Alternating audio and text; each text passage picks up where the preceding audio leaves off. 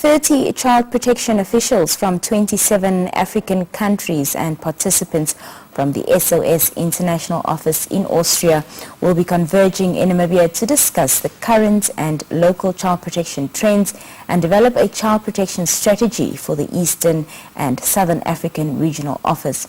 The event will bring together local child protection experts, government officials as custodians of child welfare, as well as law enforcement officers.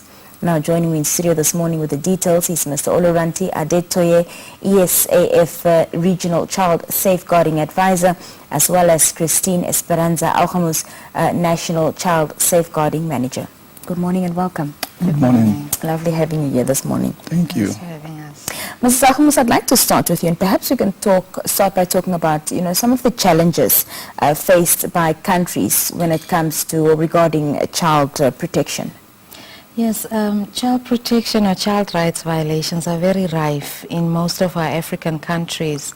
We have seen that in many countries there's a lack of legislation that governs the well-being of children. We've got also a challenge with data collection, so we don't really have a clear picture of how vast or how severe the child rights violations are. In other countries we've still got practices that put children at risk. This range from child labor, they range from cultural practices such as female genital mutilation. We've got instances where really children are not regarded as people who should have rights. So those are some of the key challenges that we face in our region particularly. Mm-hmm. Mr. Adetoye, what would you say, are some of the main causes attributing to the violations when it comes to child safeguarding and also not being dealt with properly?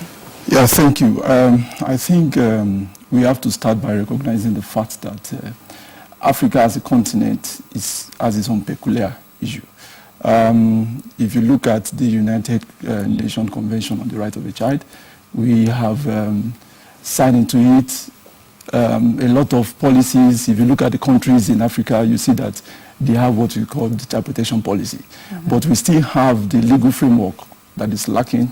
We also have, as she rightly said, some cultural practices that are still putting children, inimical to children's lives.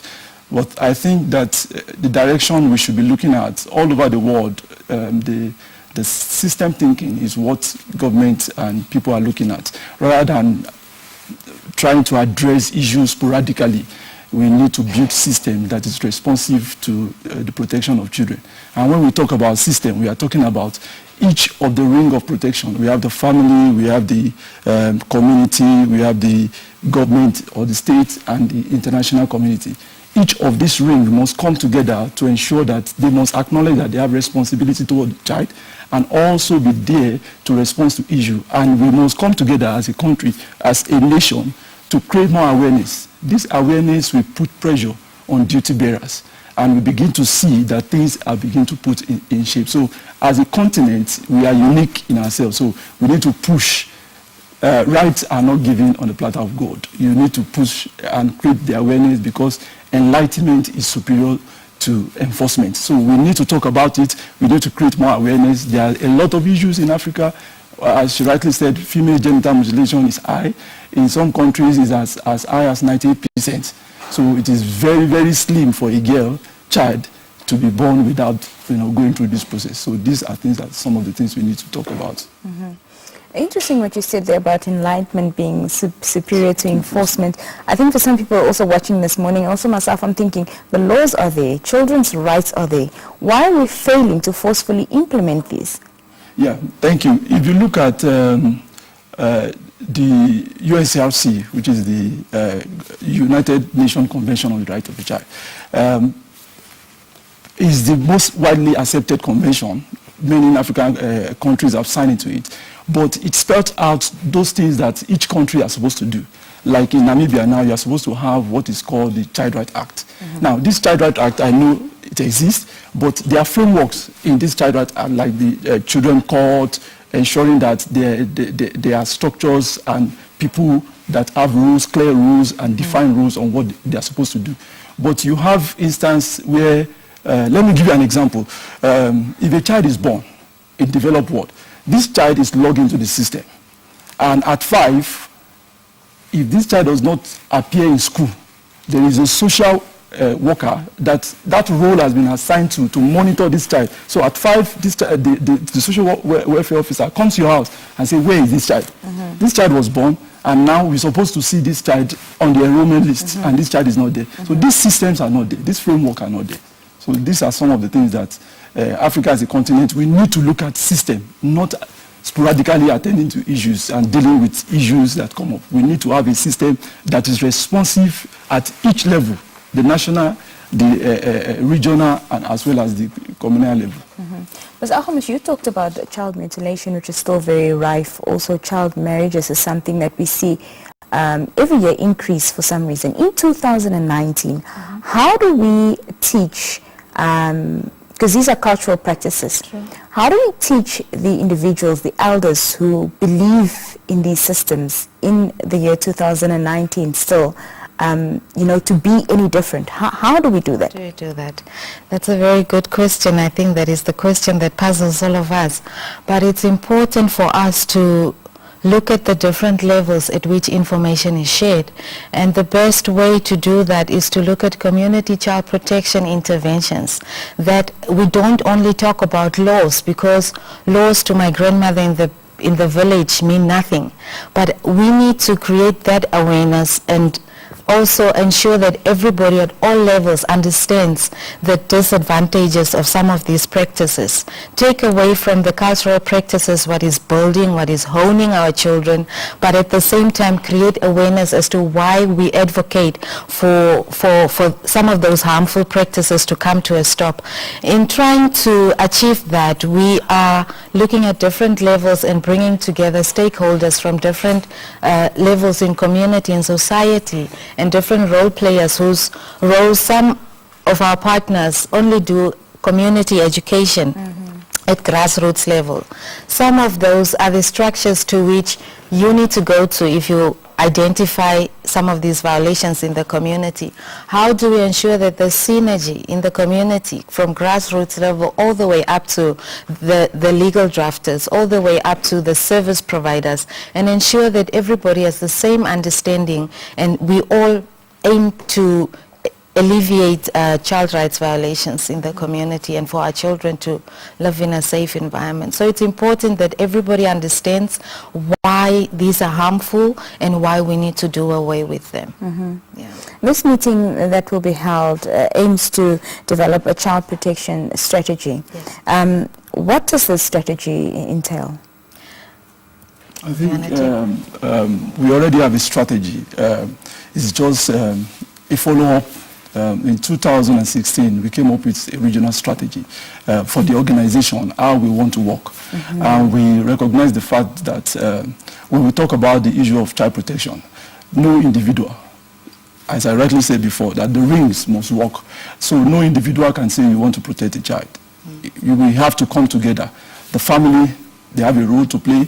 The community has a role to play. So we must come together. So we developed this strategy, and one of an important element of that strategy is this collaborating with stakeholders, because we recognize the fact that when we come together, when we meet with authorities that have these duty bearers, that they have this responsibility towards the children, when we come together, then we can synergize and we can begin to look at what are those gaps that are there that we need to address, and how do we come in as individual, corporate bodies, and international NGOs, and so for us, SOS Children's Villages, we recognize that we need to create a loving environment for children, a protective environment that is able to keep them away from abuse and other social vices. So what we are looking at, particularly in this meeting, is we have invited some stakeholders that will feel that it is their mandate to ensure that children are protected. So we want to talk together.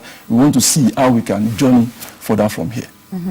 Speaking of roles, you mentioned earlier what the role of, in a developed country, what it would look like for a social worker, how they would track a child that's, of school-going age, and making sure that this child is on track with where they're supposed to be in their walks in life. Talk to us about the role of a child protection officer in our regional sense. Well, the issue of child protection is when it comes to individual's country, it is most time at the, we call it exclusive. It is not the mandate of the national. It's at the regional level. I don't know what it's called here, but I know that in my country, in Nigeria, for example, it is called the state. So the state has the mandate to ensure. So at that level, you have this person, the child protection officer. So his role is to ensure that every child has what is properly registered at birth. So Africa is still struggling with that, to ensure that when the child is born, that is the first right that that child must have. To be registered, then you can begin to look at other rights. Because when the child is not captured, then other problems begin to happen. Social amenities, incentives that are there, the child can also. It is the responsibility of that person to ensure that, oh, this child is registered, this is done. But what we have in Africa now is that the ratio of a social worker can be 55,000 children to one social worker. So how do you expect that person to work? Yeah. So those are some of the challenges that we must look at, giving capacity to social workers and having them in good numbers so that they can be able to attend to the needs of children. Maybe just to add to, or bring it home to SOS Children's Villages and what the role looks like for somebody who's responsible for child protection in what we call a member association, which is a local chapter of SOS. Somebody who's responsible for enforcing the child protection policy, ensuring that there's awareness creation, there's capacity building of staff who are responsible for taking care of children. If there are any violations, to ensure that there's response to that incident that has been reported, and also just to make sure that everybody knows. In SOS we have a slogan that says child safety is everybody's business. So the child protection officer has that responsibility, making sure everybody from the security guard to the national director understands the importance of protecting children in our settings, but also creating awareness, strengthening systems, putting systems in place, making sure children have access to report, and also ensuring that, you know, they can do that in confidence. We make provision for anonymous reporting of incidences that have to do with child rights violations. So that's primarily the role of a child protection officer within our setting. All right. The conference takes place today at the Safari. The meeting takes place today at Safari. Who's expected to attend? The conference will be starting today and will conclude on Friday the 15th. We have representatives from our member associations in the region. ESAF is the Eastern and Southern Africa region, which is made up of about 25 countries. So we have my counterparts from the different countries who will be participating in the conference. Then we also have representatives from our regional office. We have our global child safeguarding advisor here with us.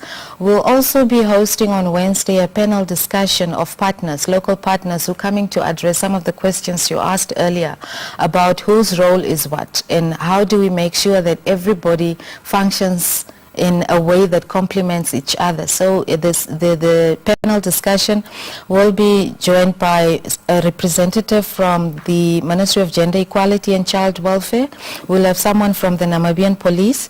We'll have the Children's Advocate. We'll also have somebody from Lifeline, Childline. These are partners we work with because we can only provide a particular service.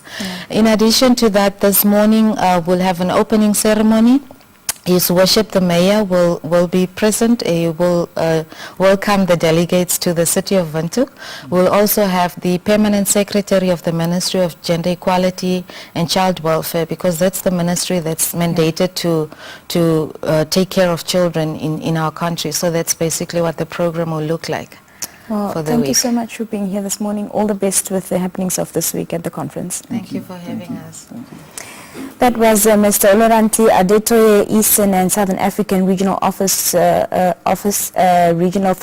Regional Child Safeguarding Advisor, as well as Christine Esperanza Aochamus, the National Child Safeguarding Manager, speaking to us this morning as 30 child protection officers from 27 African countries will be gathering to have a conference and talk about child safeguarding and child protection matters within our continent. We'll be back right after this. Stay tuned.